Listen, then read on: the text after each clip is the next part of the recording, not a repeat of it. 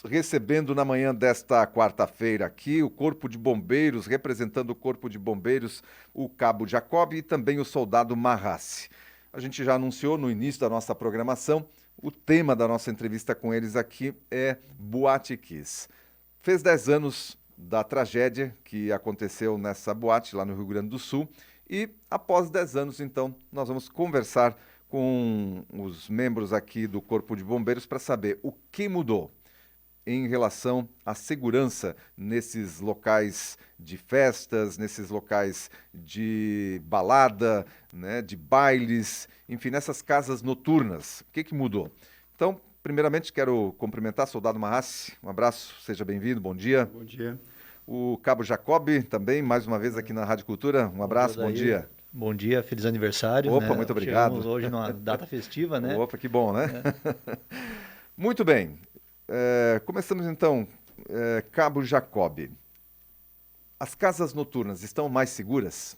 Com certeza, Adair, com certeza. As casas noturnas, assim, a gente sempre fala, né, que essa tragédia, ela trouxe uma grande mudança. Eu que estou aí hoje 11 anos, né, então peguei desde o início de todas essas mudanças nessa década, depois da Boate Kiss, né, com certeza estão mais seguras. Porque a gente sempre cita nas palestras, instruções, quando a gente fala isso, o grande marco. Foi um grande marco que houve toda uma mudança, desde as normativas até a questão de fiscalização, o poder que foi implantado ao bombeiro no fiscalizar os locais, né?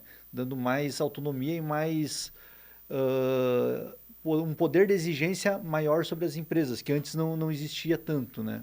E também uma maior responsabilidade. Com certeza, com isso. com um conjunto Maior responsabilidade. Poder, né? Maiores poderes vêm grandes responsabilidades, né? Muito bem, Soldado Marrassi.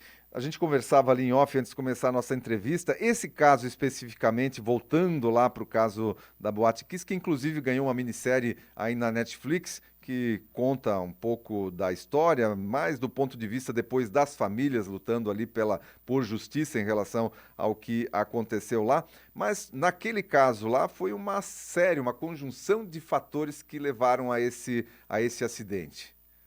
Exatamente, foi uma sucessão de erros, tanto do Ministério Público quanto da Prefeitura, irresponsabilidade de quem resolveu usar o artefato pirotécnico durante o show, que acabou culminando na morte de tantos jovens, coisas que hoje são totalmente vedadas pela nova lei, né, que é a 13.425 de 2017, que amplia, como o Cabo Jacob falou, os poderes do Corpo de Bombeiros, que hoje são instituídos do poder de polícia administrativa, né? Que a gente não tinha na época, o poder de embargar, de interditar essas casas noturnas em caso de superlotação, em caso de uso de artefatos pirotécnicos dentro das mesmas. A gente hoje pode interditar, embargar, e isso cabia antigamente somente à polícia ou ao Ministério Público, né? Agora, no ato da fiscalização do Corpo de Bombeiros, a gente já pode agir, sem a necessidade de esperar o Ministério Público ou esperar que a Polícia Militar o faça. O Soldado Marrassi já falou ali, por exemplo, de superlotação, falou da utilização desses artefatos de fogos de artifício dentro desses locais confinados, da proibição. O que mais, assim, trouxe de mudança e de regramento? Hoje em dia, depois da Lei Kiss, né, foram incluídas matérias, disciplinas nas faculdades, tanto de engenharia quanto de arquitetura, que versam sobre a prevenção de incêndio e pânico. No curso de formação de praças e de oficiais também a gente é obrigado a passar por essa grade, né, por essa atualização. Então, a gente tem normas e a gente tem que segui-las. Essas normas elas ficaram muito mais rígidas, elas são muito taxativas em relação à superlotação, em relação ao tipo de material utilizado no acabamento e revestimento dessas edificações. Então, hoje em dia só pode usar o que está estritamente permitido na norma. Qualquer material fora disso é terminantemente proibido. E porque o que matou grande parte das pessoas lá na Boate Kiss, e a tragédia mesmo foi a intoxicação. Pelo material, né, do revestimento acústico, né? Exatamente. Tiveram pessoas que, inclusive, saíram de lá com vida e depois, né, e acabaram morrendo depois pela intoxicação, porque aquele gás produzido lá, cianeto, se não me engano. Até hoje possuem sequelas, né? Até hoje tem pessoas, eu tenho amigos meus que estavam lá e eles têm sequelas até hoje pulmonares por ter Inalado inalado aquela substância lá. aquela fumaça, né? Ok, né? Nós temos uma legislação, nós temos uma fiscalização, nós temos um poder de polícia até para o Corpo de Bombeiros, no sentido de interdição, de proibição.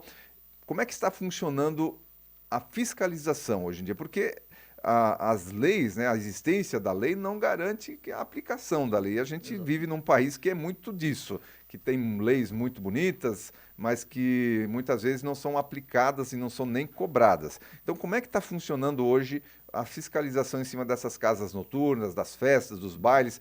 Como é que é o procedimento para uma casa noturna, por exemplo, fazer uma festa? Então, Daí, assim, as casas noturnas fixas, elas têm um alvará anual, tá? Então, elas têm um alvará anual e o poder público hoje ele está fechando um pouco assim, sem o do bombeiro não consegue o da polícia, sem o da polícia não consegue o do bombeiro da polícia não consegue o alvará da prefeitura.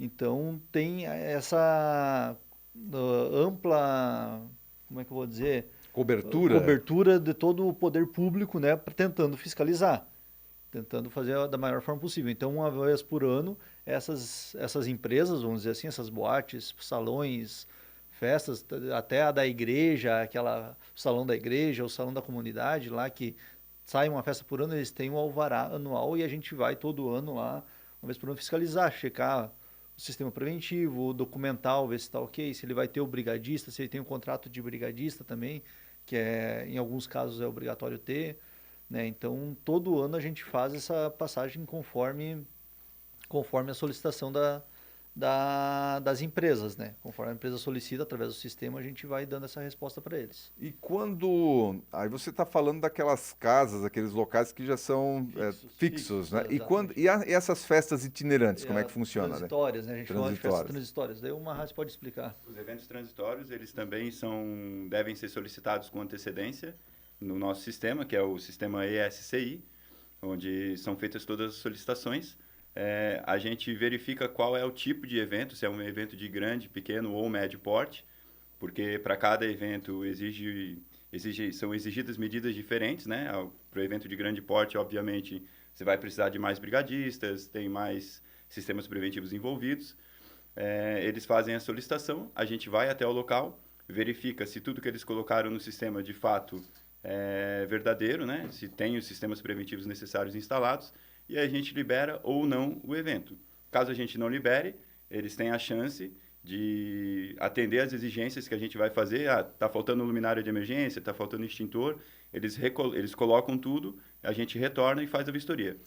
A vistoria é feita antes, logicamente, do evento. Precisa ser feita antes do evento. E precisa ser dentro de um prazo de até 8 dias úteis antes do evento, para ser feita a vistoria e para que eles deem conta de instalar, caso necessário, todos os sistemas preventivos faltantes.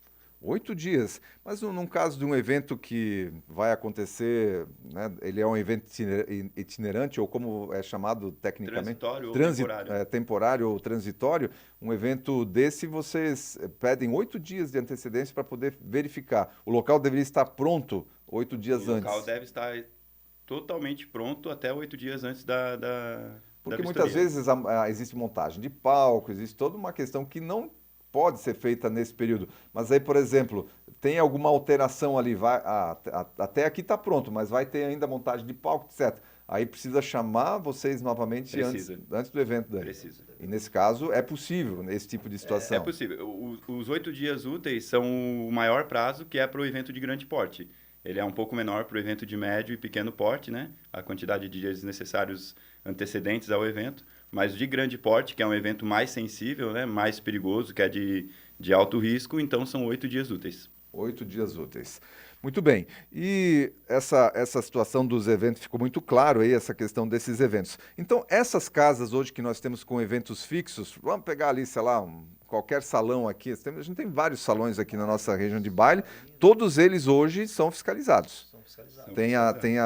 E tem que ter o alvará lá de funcionamento, e essa renovação é anual. É anual. Só que pode acontecer fiscalização nesse interim Pode, através de denúncia, ou na operação que a gente teve agora em alusão aos 10 anos do acontecimento da Boate Kiss, nos dois últimos finais de semana, a gente foi fiscalizar os eventos aqui que aconteceram na cidade para conscientizar e orientar as pessoas a respeito do que aconteceu lá, né, há 10 anos, e evitar que aconteça novamente, né? Então, pegaram alguma situação? Não, nenhuma situação. O que a gente iria verificar era superlotação, funcionamento de sistemas preventivos, saídas de emergência obstruídas, né? Mas não teve nenhuma intercorrência nesse sentido. Muito bem, eu acho que a resposta que a gente queria aqui como comunidade é essa. Os locais de evento, a partir dessa tragédia que aconteceu lá no Boate Kiss, os locais confinados de evento, ou enfim, de shows, de casas noturnas, estão mais seguros. Mas eu gostaria que, primeiramente, vou começar com o Cabo Jacob. O Cabo Jacob vai falar do ponto de vista do promotor e do dono da casa. E depois o soldado Marrassi do ponto de vista do usuário, né, daquele cliente, do frequentador. Então, quais são os cuidados, quais são as dicas para quem é promotor e para quem é dono de casa noturna? Então, sempre trabalhar regido pela nossa a instrução normativa nossa 28, né? Então sempre está alinhado. E normalmente esses produtores de evento, esses donos de casas noturnas, de estabelecimentos nesse gênero, eles já têm o conhecimento do que é preciso. Então eles sabem, né, que precisa ter o brigadista, eles sabem que o extintor tem que estar recarregável, eles sabem, as bandas que vêm tocar hoje sabem que não podem mais usar artigos pirotécnicos, aqueles panos que aqui na nossa região tem bastante tradicional para decorar o salão, né, o pessoal para decorar lá estilo alemão, estilo italiano, sabe que tem que ser um material que não propague chamas, né? Então, a gente pede, assim, andar regularizado. Mesmo assim, pode dar acidente. A gente não descarta o acidente. Pode dar o acidente, pode acontecer um fato. Mas as consequências acabam sendo menores. Mas as consequências, a gente está assim, a gente fez tudo o que tinha que fazer, como a gente tinha que. A nossa consciência, eu acho que é a melhor regra para, assim, eu estou com a minha consciência limpa, eu fiz tudo o que tinha que ser feito e infelizmente aconteceu, né? Pode acontecer alguma coisa. Mas eu, assim, sempre andar, dúvidas, que tenham dúvidas, vai com o seu engenheiro, vai na seção de atividades técnicas, tirem a dúvida com a seção, vai com o seu engenheiro. Hoje o engenheiro é muito responsável em relação a esse tipo de serviço, né? Porque tem as anotações de responsabilidade técnicas. Então, a maioria da fiscalização que a gente faz também é sobre essa anotação de responsabilidade técnica que o engenheiro produz. Então, tenha dúvida, se está achando que tem alguma coisa errada, procure, se informe, né? E assim, e ter a consciência a minha casa está cheia, eu vou ter que barrar a gente na entrada, não posso superlotar, tem que ter o controle de público na minha entrada. Ter aquela consciência tranquila, assim, que está promovendo para o seu usuário, para o seu cliente, uma boa festa também. Segurança, principalmente. Segurança e boa festa. O usuário, tanto, às vezes ele não vê a parte de segurança. A gente começa a ver depois que a gente aprendeu tudo, o ensinamento que a gente teve no bombeiro, a gente sempre entra numa festa, a primeira coisa que a gente vê é extintor, é placa de saída. É a primeira coisa que um bombeiro vê quando entra numa festa na nosso lazer, né? Mas a população não vê tanto isso. Ela vê o conforto, ela vê a comodidade, ela vê se a festa está boa. E se ele superlotar uma festa, ele não está contentando já o cliente dele também. Né? Então, são vários fatores, né? Como comerciante, ele deve repensar que é segurança, é conforto, né? Para o seu cliente. A gente tem que pensar como as pessoas como clientes também, né? Muito bem, isso foi as dicas para o proprietário, para quem é o promotor de eventos. Agora vamos falar, soldado Marrassi, para o usuário, para o cliente, para quem é frequentador desse tipo de ambiente. As dicas. Bom, aí eu falo por mim, porque é uma coisa como o Cabo Jacob acabou de citar, a gente que vive disso, a gente acaba sempre prestando atenção nisso no primeiro momento que você entra em uma casa noturna. Então, verificar, se possível, onde é que estão os extintores, se estão ao teu alcance, pelo menos saber mais ou menos onde estão, por caso de uma necessidade de você poder agir. Tem que saber usar também, mas se você souber onde está, já vai te ajudar. Verificar onde que são as saídas de emergência, se elas encontram-se desobstruídas, sem objetos na frente, e elas obrigatoriamente têm que estar destrancadas, Caso não estejam, você teste e elas não estejam, você tem que chamar o responsável pela festa e pedir para que ele deixe aberta, deixe pelo menos destrancada, né? Caso ele se recuse, não vou deixar destrancada porque o pessoal vai sair por aqui sem pagar a conta, aí você tem que ligar no 193 e denunciar, porque é terminantemente proibido deixar a saída de emergência trancada durante o evento. Verificar luminária de emergência e, em caso de superlotação, percebeu que está muito lotada a festa, que é uma festa que você não está conseguindo nem se mexer, nem andar direito, que eles não estão se preocupando com a quantidade de público que tem ali dentro, você também pode ligar no 193 e fazer a denúncia, que sempre que o bombeiro chegar no local, ele tem que ter uma placa, né? Informando qual é a lotação máxima daquele lugar, e o bombeiro ele vai verificar qual é o tipo de controle que ele tem, se é através de comanda, se é através da quantidade de ingressos que foram colocados à venda, mas ele vai ter que comprovar de que a lotação não está excedendo a capacidade máxima. Muito bem, são várias dicas aí, tanto para quem é promotor de evento, dono de casa noturna, quanto também para o usuário, para o frequentador desse tipo de ambiente. Quero agradecer, acho que o objetivo da nossa conversa aqui foi alcançado. Em resumo, nós temos hoje ambientes mais seguros, nós temos uma legislação mais rígida, nós temos um poder maior para o Corpo de Bombeiros para fiscalizar essas situações também. Então, dada a resposta que era o objetivo da nossa entrevista de hoje. Quero agradecer, Soldado Marrassi, um abraço, obrigado pela participação. Eu que agradeço pelo convite, muito obrigado. Cabo Jacob, um abraço mais uma vez, obrigado pela participação. Estamos à disposição, Corpo de Bombeiros, em caso de emergência, sempre lembre de ligar 193, né? A gente está pronto para atender. E caso tiver alguma dúvida sobre a questão de reuniões de público, né, que a gente chama, se tiver sobre alguma festa, se tem uma dúvida, ligue lá na nossa central da SAT, né, da seção de vistorias nossa, que a gente vai estar disposto a responder as dúvidas ali.